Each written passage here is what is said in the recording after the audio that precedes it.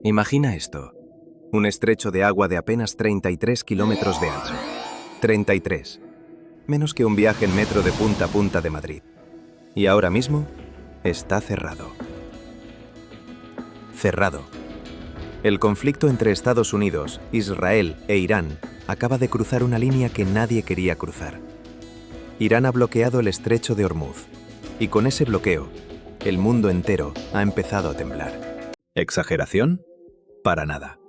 El 20% de todo el petróleo del planeta pasa por ese canal. 1 de cada 5 barriles, cada día, sin excepción. Hablamos de unos 20 millones de barriles diarios que de la noche a la mañana han dejado de moverse.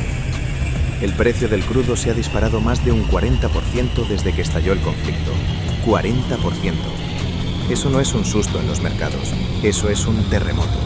La directora de la Agencia Internacional de la Energía lo ha dicho sin rodeos. Esto es una amenaza enorme para la economía global. Enorme. No grande, no significativa. Enorme. Y el Banco de la Reserva Federal de Dallas ha ido más lejos. Según sus análisis, esta crisis es entre 3 y 5 veces mayor que cualquier otra crisis energética anterior. ¿El embargo árabe de 1973? Más pequeño. ¿La revolución iraní de 1979? También. Lo que estamos viviendo ahora no tiene precedentes. Ninguno. Piénsalo un segundo. Petroleros gigantes, barcos del tamaño de rascacielos tumbados, están varados en el Golfo Pérsico. Quietos, sin moverse. Como ballenas encalladas en una playa de metal y óxido. Los puertos de Medio Oriente, que normalmente operan 24 horas al día, están paralizados. Las grúas no cargan. Los camiones cisterna no salen. Las terminales están en silencio. Y eso es solo el principio de la cadena. Porque cuando el petróleo no fluye, nada fluye. El combustible no llega a las gasolineras. Las fábricas no tienen energía. Los aviones no despegan. Los camiones no reparten.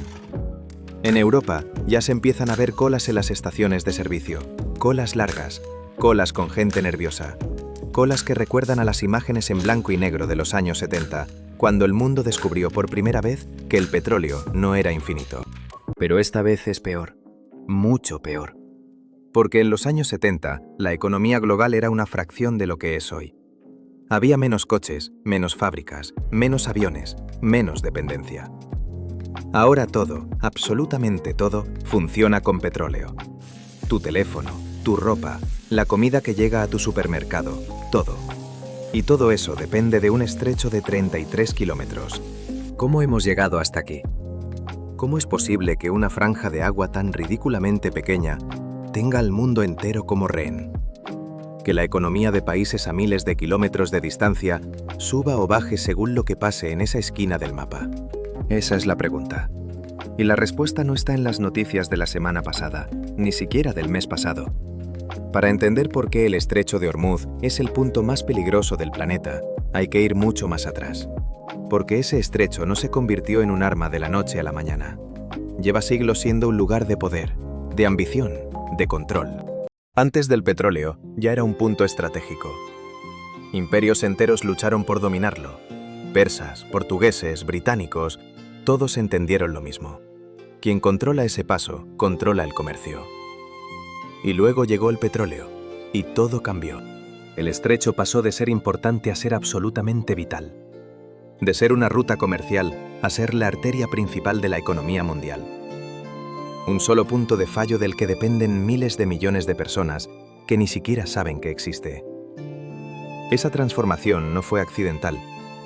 Fue el resultado de decisiones, de guerras, de tratados firmados en despachos lejanos, de compañías petroleras que movieron fronteras como si fueran fichas en un tablero. Y para entender todo eso, para entender por qué hoy estamos donde estamos, tenemos que viajar en el tiempo, lejos, hasta una costa abrasada por el sol persa, donde durante siglos el agua del Golfo lamía en silencio unas orillas que nadie imaginaba que guardarían debajo el recurso más codiciado de la historia moderna. Petróleo. Negro, espeso, apestoso. Durante miles de años estuvo ahí abajo, empapando la roca, filtrándose entre capas de arena y sal. Los persas lo veían brotar en charcos oscuros y lo usaban para impermeabilizar barcos. Nada más. no tenían ni idea de lo que pisaban.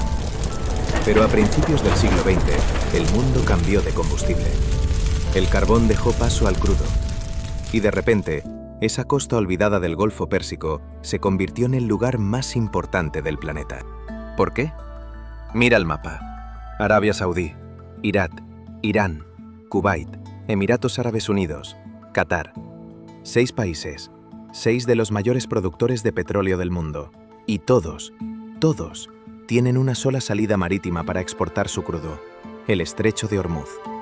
Una puerta, una sola. 33 kilómetros de ancho. Eso es todo lo que separa al mundo de su suministro energético. Cada día, unos 20 millones de barriles cruzan ese paso. Eso es el 20% de toda la producción mundial. Un quinto. Sin Ormuz, no hay petróleo del Golfo. Sin petróleo del Golfo, no hay economía global. Así de simple. Así de aterrador. Y la historia nos ha demostrado 2 veces lo que pasa cuando alguien toca ese grifo. Octubre de 1973. La guerra del Yom Kippur acaba de estallar. Israel lucha contra Egipto y Siria.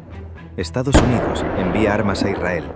Y los países árabes productores de petróleo dicen: basta. Si nos atacáis, os cortamos el suministro. Y lo hacen. La OPEP anuncia un embargo petrolero contra Estados Unidos, Países Bajos y otros aliados de Israel. De un día para otro, millones de barriles desaparecen del mercado. No porque se hayan agotado, no porque haya un problema técnico, sino porque alguien ha decidido usar el petróleo como arma. ¿El resultado? Caos.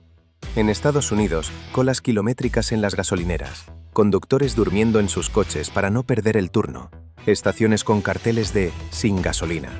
En Europa, fábricas cerrando porque no tienen energía para producir. Gobiernos convocando reuniones de emergencia a las 3 de la madrugada. Líderes que nunca habían pensado en el petróleo, descubriendo de golpe que su economía entera dependía de él. El precio del barril se cuadruplicó en cuestión de meses, de $3 a 12, 4 veces más. La inflación se disparó. El PIB de Occidente se desplomó. Millones de personas perdieron su empleo. Y todo, porque un grupo de países decidió cerrar el grifo. Fue la primera vez que el mundo entendió una verdad brutal. El petróleo no es solo una materia prima, es un arma geopolítica. Quien controla el petróleo, controla el tablero. Pero la lección no se aprendió. Porque apenas 6 años después, en 1979, llegó el segundo golpe. Irán, la revolución. El Shah cae. El régimen más pro-occidental de todo Oriente Medio se derrumba en semanas. Las calles de Teherán arden. Los pozos de petróleo dejan de producir. Y el mundo, que todavía no se había recuperado del shock del 73, recibe otro puñetazo en el estómago.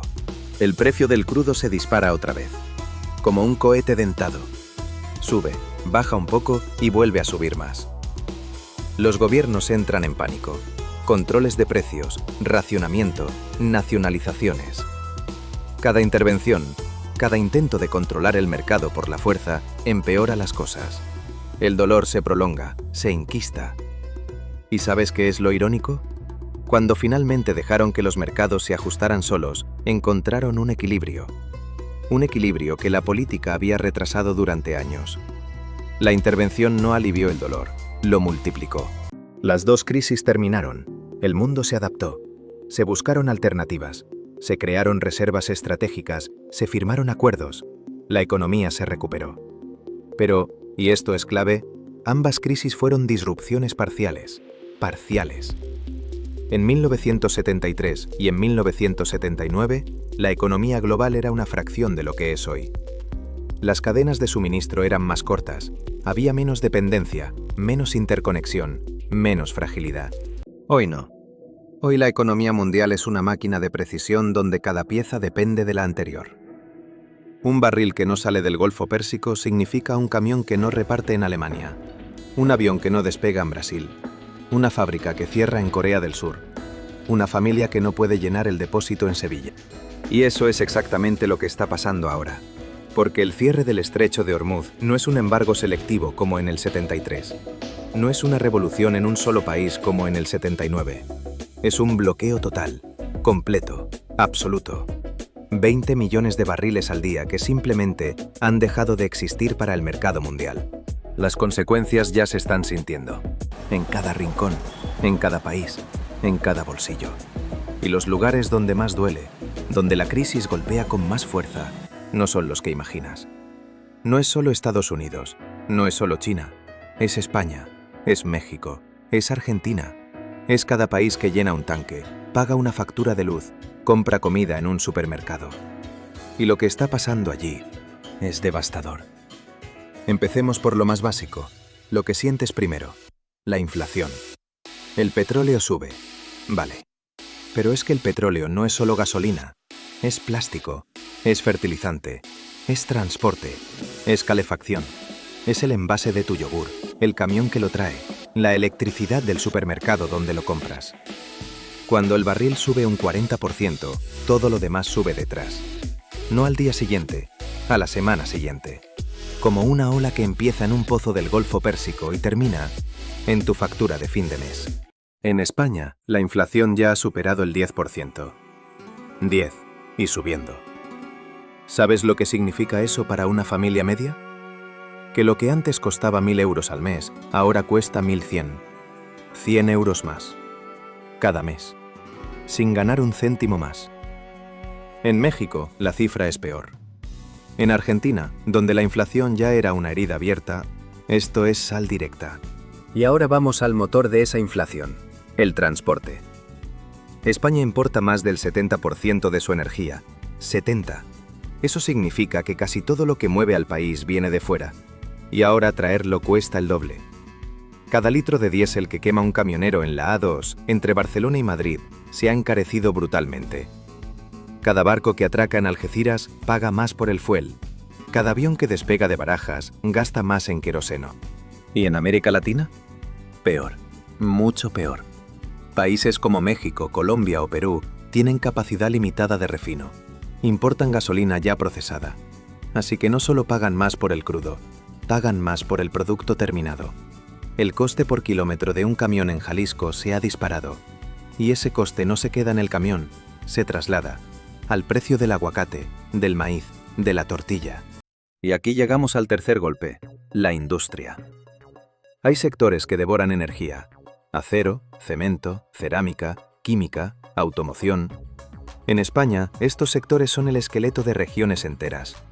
Castellón vive de la cerámica, Asturias, del acero, el País Vasco, de la industria pesada. Cuando el coste energético se duplica, los márgenes desaparecen. No se reducen, desaparecen. Fábricas que operaban al límite, ahora operan en pérdidas. Y una fábrica en pérdidas cierra, o despide, o las dos cosas.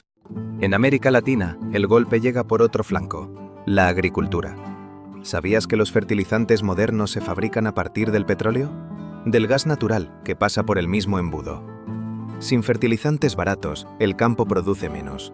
Y lo que produce cuesta más. Es una espiral. Del pozo de petróleo a la refinería, de la refinería al fertilizante, del fertilizante al campo, del campo al silo, del silo al mercado, del mercado a tu mesa.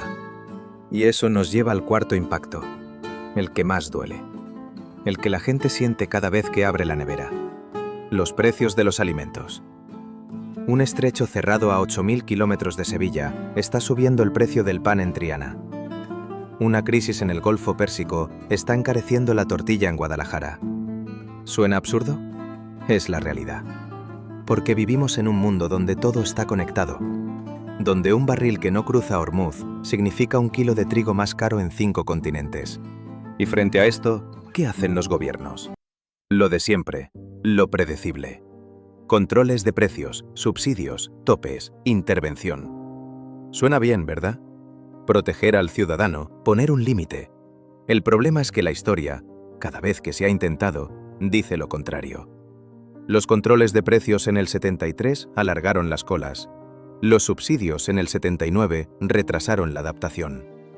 Cada vez que un gobierno intenta congelar un precio que debería subir, lo que consigue es esconder el problema, no resolverlo. Las estanterías se vacían, los productores dejan de producir porque no les sale rentable. La escasez se enquista. ¿Y qué funciona? Lo que nadie quiere oír. Dejar que los precios digan la verdad. Que la gasolina cara empuje a buscar alternativas. que los márgenes apretados obliguen a innovar, que el dinero fluya hacia donde más falta hace. Las economías que se recuperaron más rápido de cada crisis energética fueron las que dejaron que el mercado hiciera su trabajo, no las que intentaron controlarlo. Pero claro, eso requiere tiempo. Y dolor. Y paciencia política. 3 cosas que escasean más que el petróleo. Y además, todo esto que estamos describiendo asume algo muy importante, algo que quizá no sea cierto. Asume que el cierre es temporal, que en unas semanas o unos meses los barcos volverán a cruzar, que Ormuz se reabrirá, que el petróleo fluirá de nuevo. Pero ¿y si no? ¿Y si esto dura más de lo que todos esperan? ¿Cuánto puede aguantar el mundo sin esos 20 millones de barriles? ¿Hay alguna ruta alternativa? ¿Algún plan B? ¿Alguien tiene una solución real? La respuesta corta es, depende. Depende de cuánto dure esto. Si el bloqueo se resuelve en semanas, unas pocas semanas de negociación, de presión diplomática, de llamadas entre Washington, Teherán y Riad, el daño será brutal pero contenido. Picos de precios salvajes, mercados en pánico, titulares apocalípticos, pero la estructura aguanta. Los tanques estratégicos se abren, los barriles de reserva entran al mercado y el mundo respira. Doloroso, sí, pero recuperable. Pero ¿y si dura meses? Ahí cambia todo. Si esto se alarga más allá de unas semanas, entramos en territorio de recesión. Los países de la OCDE empiezan a vaciar sus reservas estratégicas. Estados Unidos tiene unos 600 millones de barriles almacenados. Suena a mucho, pero al ritmo de consumo actual, eso no dura ni 3 meses. Europa menos. Japón menos aún. Y cuando las reservas bajan, el miedo sube. Y cuando el miedo sube, los mercados se rompen. Las cadenas de suministro empiezan a fracturarse. No a ralentizarse, a romperse. Y una cadena de suministro rota no se repara en semanas, se repara en años. Fábricas que cerraron no reabren al día siguiente. Contratos que se cancelaron no se firman de nuevo con una llamada. Rutas marítimas que se abandonaron tardan meses en reactivarse. Para ponerlo en perspectiva, el embargo árabe del 73 duró 5 meses. 5. Y cambió la economía mundial para siempre. La revolución iraní del 79 desencadenó una crisis que se extendió 2 años. 2 años. Ambas remodelaron el mapa energético del planeta de forma permanente. Lo que estamos viviendo ahora es más grande que las 2 juntas. Entonces, ¿hay alternativas? ¿Hay algún plan B? Sí, los hay, pero ninguno es suficiente. Existe el oleoducto este-oeste, que cruza Arabia Saudí de costa a costa. Puede mover unos 5 millones de barriles al día. Existe el oleoducto Habshan Fujairah, en Emiratos Árabes, que añade otro 1,5 millones. Y luego están las rutas marítimas largas, rodear toda la península arábiga, bajar por el sur, subir por el Mar Rojo. Más lentas, más caras, más vulnerables. ¿Y cuánto suman todas esas alternativas juntas? Una fracción. Una fracción de los 20 millones de barriles que pasaban por Ormuz cada día.